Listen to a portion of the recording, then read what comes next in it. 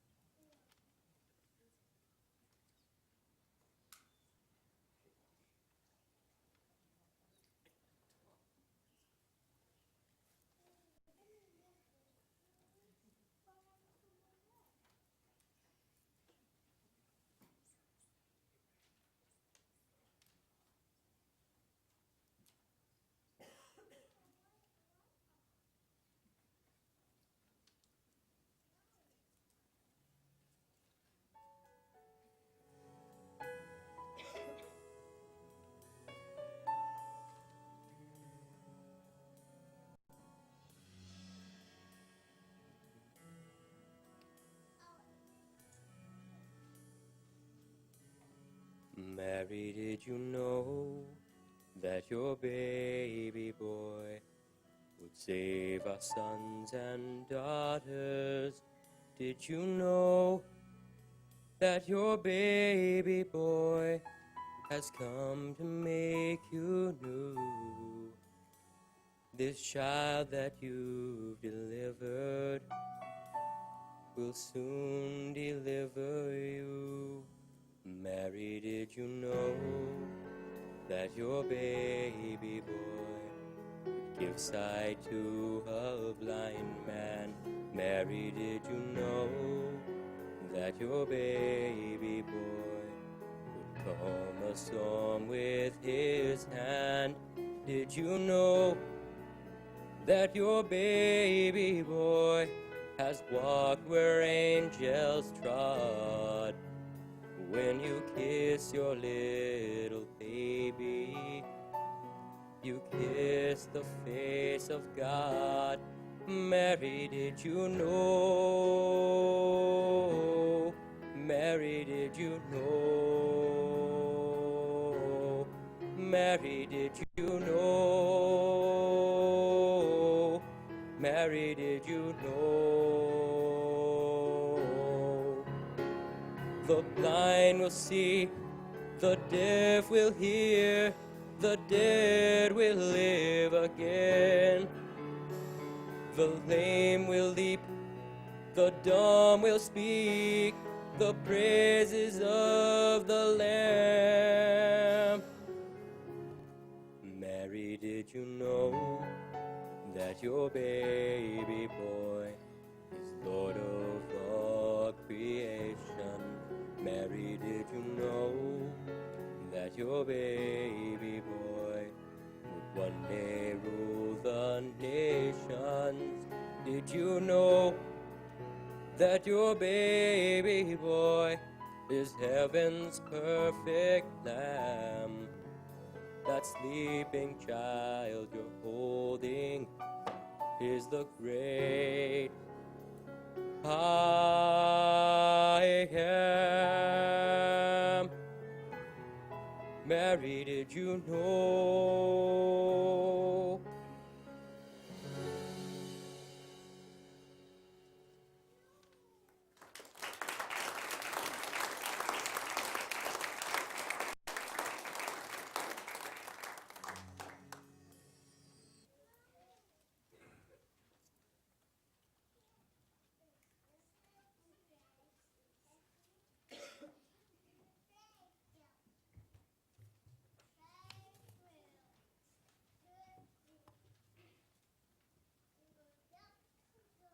The village children called him Mr. Gloomy, but in fact his name was Toomey. And though it's not kind to call people names, this one fit quite well. For Jonathan Toomey seldom smiled and never laughed. He went about mumbling and grumbling, muttering and sputtering, grumping and griping. He complained that the church bells rang too often, that the birds sang too shrilly, that the children played too loudly. Mr. Toomey was a woodcarver. Some said he was the best woodcarver in the whole valley. He spent his days sitting at a workbench carving beautiful shapes from blocks of pine and hickory and chestnut wood. After supper, he sat in a straight-backed chair near the fireplace, smoking his pipe and staring into the flames. Jonathan Toomey wasn't an old man, but if you saw him, you might think he was. The way he walked bent forward with his head down, you wouldn't notice his eyes, the clear blue of an August sky. You wouldn't see the dimple on his chin, since his face was mostly hidden under a shaggy, untrimmed beard, speckled with sawdust and wood shavings, and depending on what he ate that day, with crumbs of bread or a bit of potato or dried gravy. The village people didn't know it, but there was a reason for his gloom, a reason for his grumbling, a reason why he walked hunched over, as if carrying a great weight on his shoulders. Some years earlier, when Jonathan Toomey was young and full of life and full of love, his wife and baby had become very sick, and those were the days before hospitals and medicines and skilled doctors. His wife and baby had died, 3 days apart from each other. So Jonathan Toomey had packed his belongings into a wagon and traveled until the tears stopped. He settled into a tiny house at the edge of the village to do his wood carving.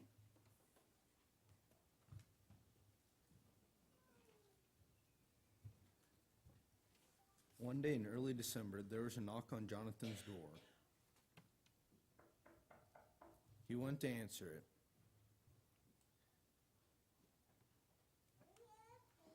There stood a young boy, a woman, and a young boy. I'm the widow McDowell. I am new to your village, and this is my son Thomas, the woman said. I'm 7, and I know how to whistle, said Thomas. Whistling is pish-posh, said the woodcarver gruffly. I need something carved, said the woman, and she told Jonathan about a very special set of Christmas figures her grandfather had carved for her when she was a young girl. After I moved here, I discovered that they were lost, she explained.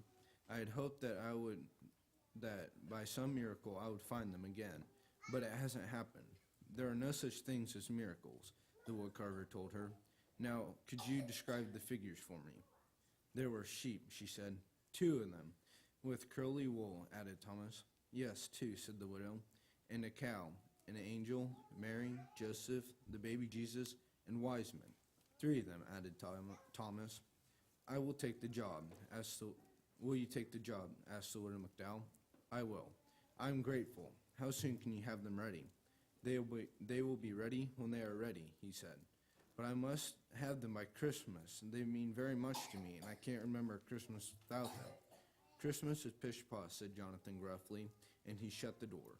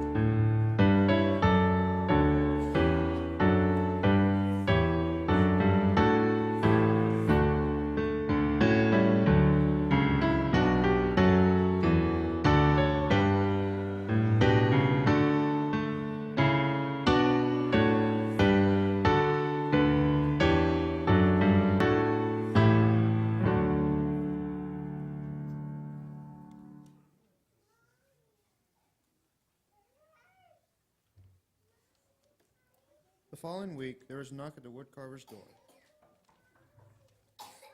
Muttering and sputtering, he went to answer it. There stood Widow McDowell and Thomas. "Excuse me," said the widow, "but Thomas has been begging to come and watch you work. He says he wants to be a woodcarver when he grows up, and would like to watch you since you are the best in the valley." "I'll be quiet. You won't even know I'm here. Please, please," piped Thomas. With a grumble, the woodcarver stepped aside to let them in. He pointed to the stool near his workbench. "No talking, no jiggling, no noise," he ordered Thomas. The widow McDowell handed Mr. Toomey a warm loaf of cornbread as a token of thanks. Then she took her knitting and sat down in a rocking chair in the far corner of the cottage. "Not there," bellowed the woodcarver. "No one sits in that chair." So she moved to the straight-backed chair by the fire. Thomas sat very still. Once he needed to sneeze. He pressed a finger under his nose to hold it back. Once he desperately wanted to scratch his leg. He counted to 20 to keep his mind off the itch.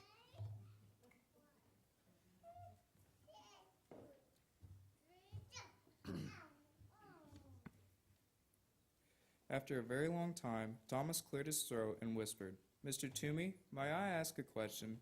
The woodcarver glared at Thomas and then shrugged his shoulders and grunted. Thomas decided it meant yes, so he went on. "Is that my sheep you're carving?" The woodcarver nodded and grunted again. After another very long time, Thomas whispered, "Mr. Toomey, excuse me, but you're carving my sheep wrong." The widow McDowell knitting needles stopped clicking. Jonathan Toomey's knife stopped carving. Thomas went on, "It's a beautiful sheep, nice and curly, but my sheep looked happy." "That's pish-posh," said Mr. Toomey. "Sheep are sheep. They cannot look happy." After that, Thomas was quiet for the rest of the afternoon. When the church bells chimed 6 o'clock, Mr. Toomey grumbled under his breath about the awful noise. The widow McDowell said it was time to leave. Thomas sneezed 3 times, then thanked the woodcarver for allowing him to watch. That evening, after supper of cornbread and boiled potatoes, the woodcarver sat down at his bench. He picked up his knife and the sheep. He worked until his eyelids dropped shut.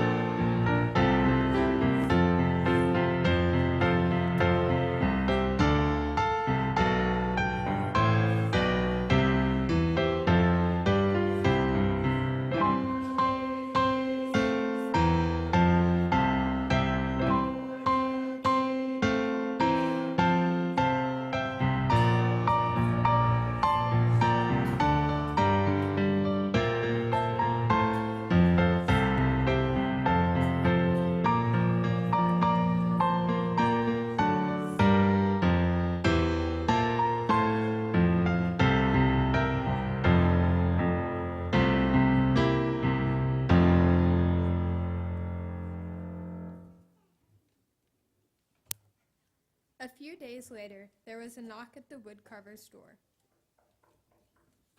Griping and grumbling, he went to answer it.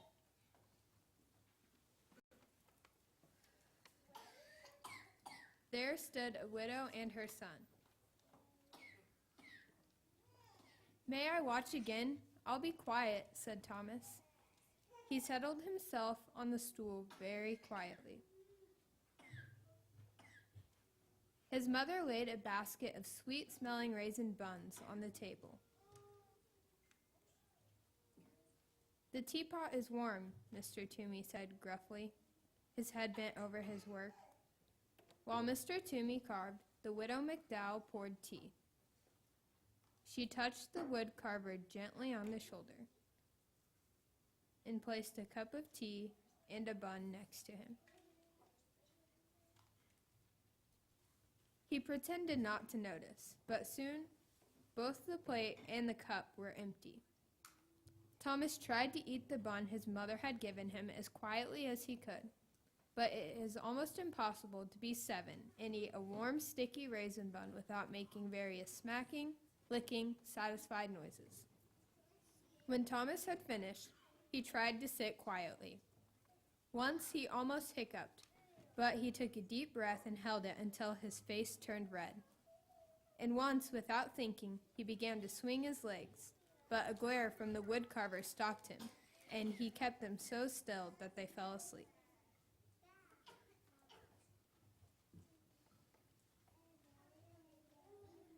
After a very long time, Thomas whispered, "Mr. Tomey, excuse me, may I ask a question?" Grunt, "Is that my cow you're carving?" Nod and grunt. Another very long time went by. Then Thomas cleared his throat and said, "Mr. Toomey, excuse me, but I must tell you something. That is a beautiful cow, the most beautiful cow I've ever seen, but it's not right. My cow looked proud." "That's pish-posh," growled the woodcarver. "Cows are cows. They cannot look proud. My cow did. It knew that Jesus chose to be born in its barn, so it was proud." Thomas was quiet for the rest of the afternoon. The only sound that could be heard were the scraping of the carving knives and the humming of Widow McDowell and the click-click of her needling needles. When the church bells chimed 6 o'clock, Mr. Toomey muttered under his breath about the noise. Then Widow McDowell said it was time to leave. Thomas shook his first leg and then his other. Then he thanked the woodcarver for allowing him to watch.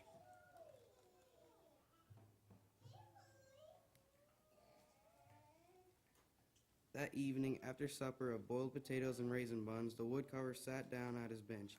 He picked up his carving knife, he picked up the cow, he worked until his eyelids dropped shut.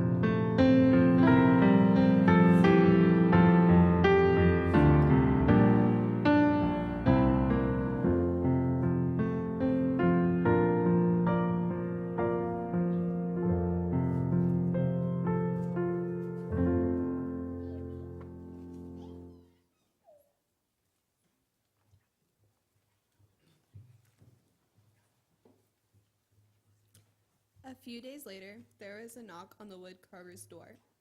He smoothed down his hair and went to answer it.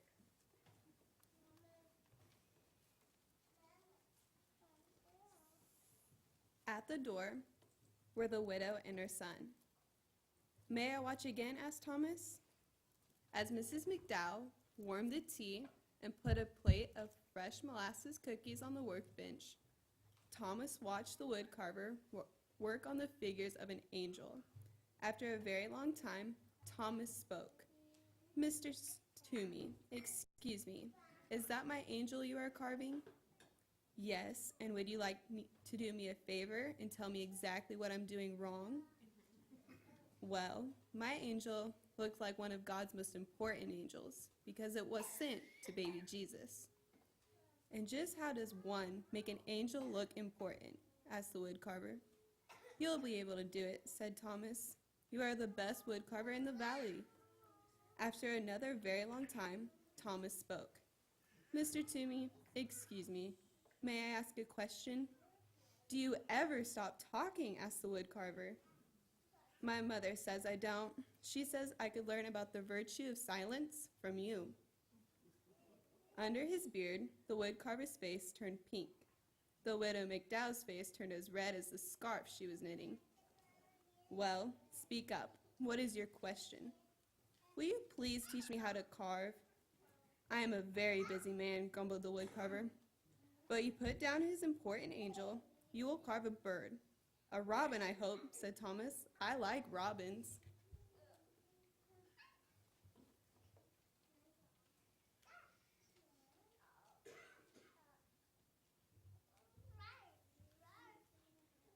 With a piece of charcoal, the woodcarver sketched a robin on a piece of paper. He handed Thomas a small block of pine and a knife. He showed him how to lop the corners from the block and slowly smooth the edges of wood into curves. Thomas copied the woodcarver's strokes, head bent, tongue working from side to side of his lower lip as he concentrated.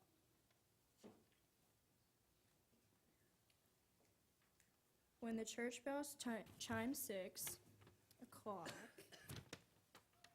Jonathan Toomey was holding Thomas's hand in his, guiding the knife along the edge of a wing. He didn't hear those bells ringing. The widow McDowell said it was time to leave.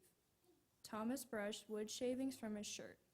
Then he reached out and brushed 2 especially large pieces of wood shaving from Jonathan Toomey's beard. He thanked the woodcarver for teaching him how to carve.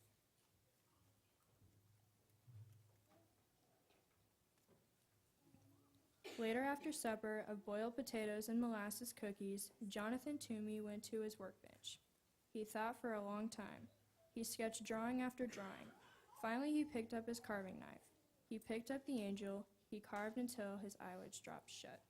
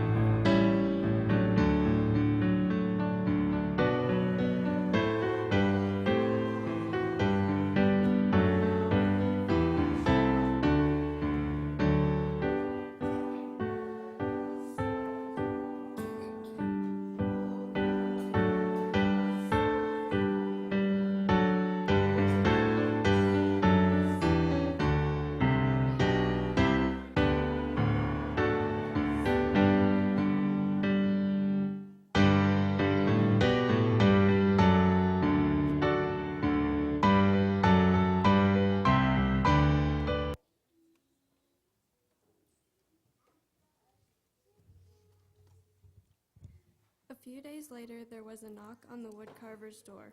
Mr. Toomey jumped up to answer it.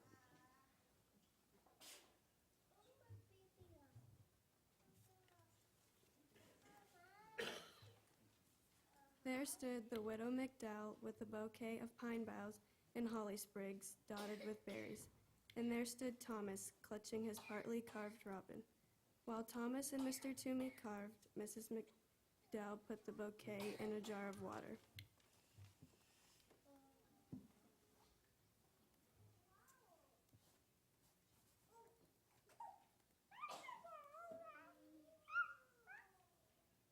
She scrubbed Mr. Toomey's kitchen table and sat the jar in the center on a pretty embroidered gray cloth, which she found in the drawer below the cupboard.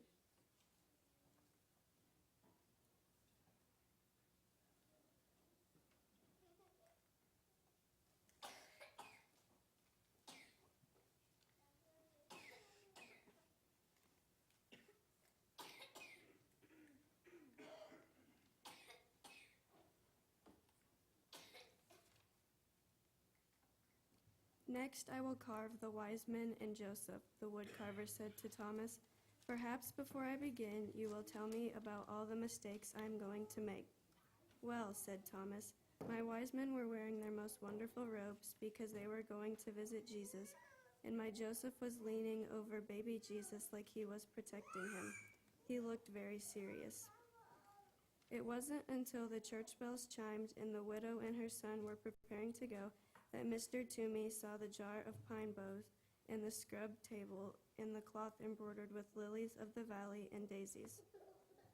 I found the cloth in a drawer. I thought it would look pretty on the table, the widow McDowell said, smiling. Never open that drawer, the woodcarver said harshly.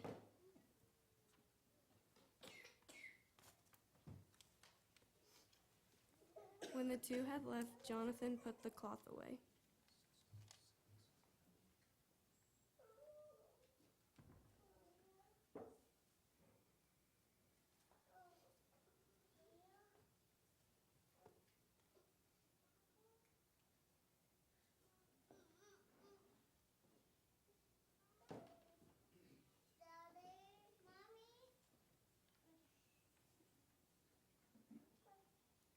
That evening, after a supper of boiled potatoes, the woodcarver worked on Joseph and the wise men until his eyelids dropped shut.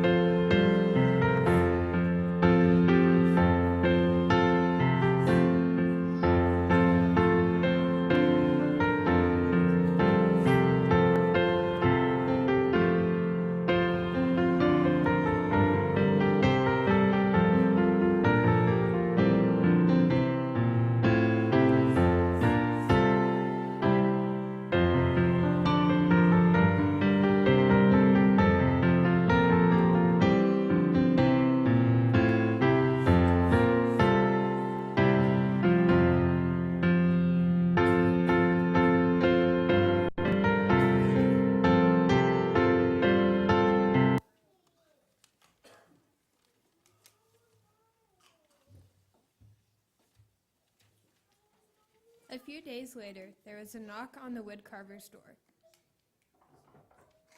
He dusted the crumbs from his beard and brushed the sawdust from his shirt.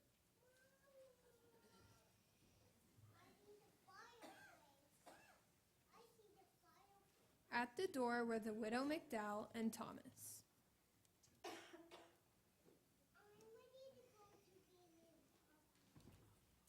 All afternoon, Thomas watched the woodcarver work.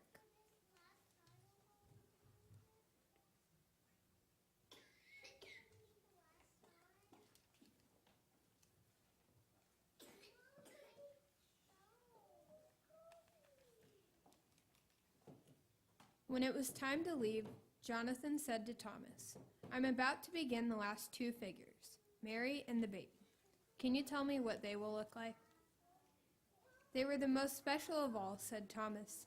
Jesus was smiling and reaching up to his mother, and Mary looked like she loved him very much. "Thank you, Thomas," said the woodcarver. "Tomorrow is Christmas. Is there any chance the figures will be ready?" the widow McDowell asked. "They will be ready when they are ready." "I understand," said the widow, and she handed Jonathan 2 packages. "Merry Christmas," she said. Jonathan folded his arms across his chest. "I want no presents," he said harshly. "That is exactly why we are giving them," answered the widow. She put them down on the table and left.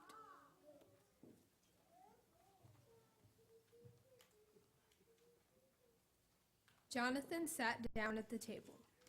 Slowly, he opened the first package.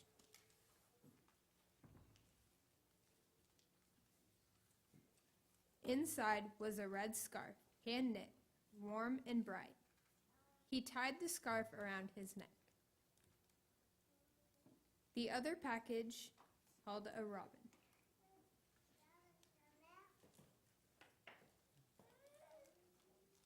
Crudely carved of pine.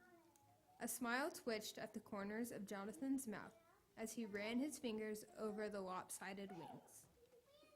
He dusted the fireplace mantel with his sleeve. And he placed the robin exactly in the center, so he could look at it from his chair.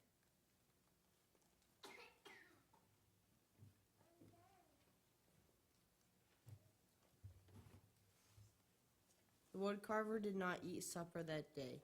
Instead, he began to sketch the final figures, Mary and Jesus. He drew Mary, then wadded the sketch into a ball and threw it on the floor. He drew the baby, wadded the sketch into a ball, and tossed it with the first. He sketched again. Once more, he crumbled the paper. Soon there was a small mountain of crumpled papers at his feet. He picked up a block of wood and tried to carve, but his knife wouldn't do what he wanted it to do. He hurled the chunk of wood into the fireplace and sat staring into the flames. When he heard the church bells announcing the midnight Christmas service, he got up. Slowly, he opened the drawer beneath the cupboard, the drawer he had told the widow to never open. From it, he took the cloth embroidered the lilies of the valley and daisies. He took out a rough woolen shawl and a lace handkerchief. He took out a tiny baby blanket and a pair of blue socks.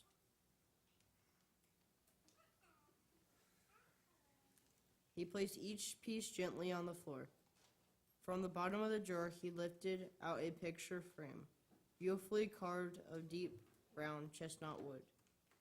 In the frame was a charcoal sketch of a woman sitting in a rocking chair, holding a baby. The baby's arms were reaching up, touching the woman's face. The woman was looking down at the baby, smiling. Jonathan sat down in his rocking chair and held the picture against his chest. He rocked slowly, his eyes closed. 2 tears trailed into his beard. When he finally took the picture, to his workbench and began to carve. His fingers worked quickly and shrilly.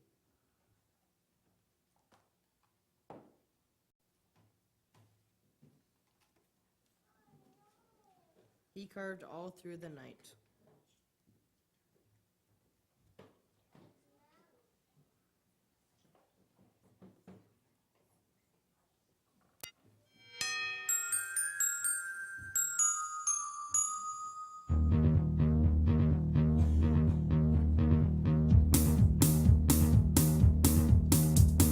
Deck the halls with boughs of holly, la la la la la la la la la. 'Tis the season to be jolly, la la la la la la la la la. Don we now our gay apparel, la la la la la la la la. Troll the ancient Yuletide carol, la la la la la la la la. See the blazing Yule before us, la la la la la la la la. Strike the harp and join the chorus, la la la la la la la la. Follow me in merry measure, la la la la la la la. While I tell of Yuletide treasure, la la la la la la la la. Fast away the old year passes, la la la la la la la la. Hail the new ye lads and lasses, la la la la la la la. Sing we joyous song together, la la la la la la. Heedless of the wind and weather, la la la la la la la la. La la la la la la la la la.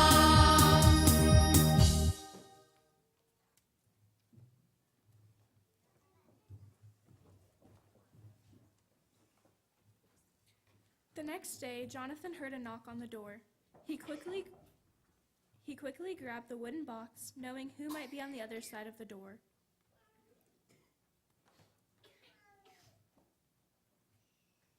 When Mr. Toomey opened it, there stood the widow and Thomas. Widow McDowell was surprised to see Jonathan's neck wrapped in the red scarf. "Mr. Toomey," said the widow, "what a surprise! Merry Christmas!" "The figures are ready," he said as she stepped inside. From the box, Jonathan unpacked 2 curly sheep. Happy sheep, because they were with Jesus.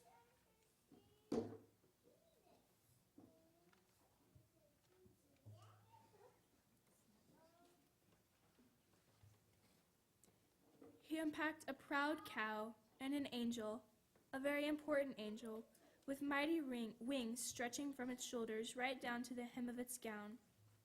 He unpacked 3 wise men wearing their most wonderful robes, edged with fur and falling in rich folds. He unpacked a serious and caring Joseph. He unpacked Mary wearing a rough woolen shawl, looking down, loving at her precious baby son. Jesus was smiling, reaching up to touch his mother's face.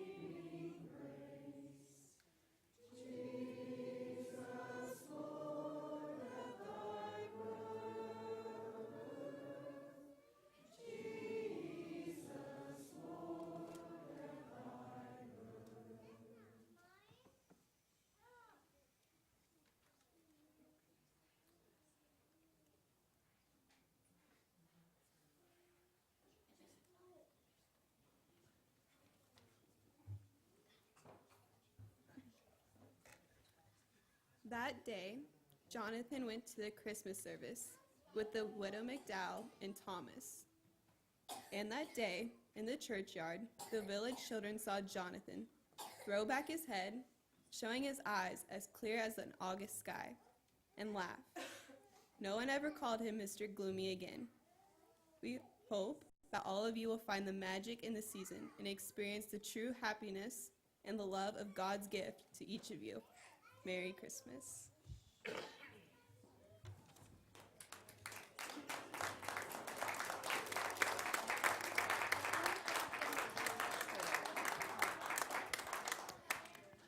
Once again, I thank you all for coming. Pastor has asked me to announce that Dorothy Wire is still in Hayes, and she is in room 201. They're not necessarily asking for 201. That's 221. Sorry, 221. Is that 2201? I was missing a digit altogether. Well, I'm the math teacher. Whoops. All right. Not necessarily asking for visitors because she gets very worn out and tired, but if you want to send correspondence that way. And I have some people that I need to thank for helping me pull off tonight. And Todd and Chris Kirchhoff did a lot behind the scenes with work and advice and lighting and candles and just overall support. Pam Timmons was my go-to girl behind the scenes. I think she's still back there. She also helped a lot with the props and ideas. Taylon and Penny McKenzie did all of our computer work, and I certainly appreciate that because I wouldn't have been able to do that. I appreciate Julie and Corey up in the computer sound room, and I certainly appreciate the kids for being good sports and helping me out with this because this was something that I really wanted to pull off, and I think they did fantastic. So thank you. Merry Christmas.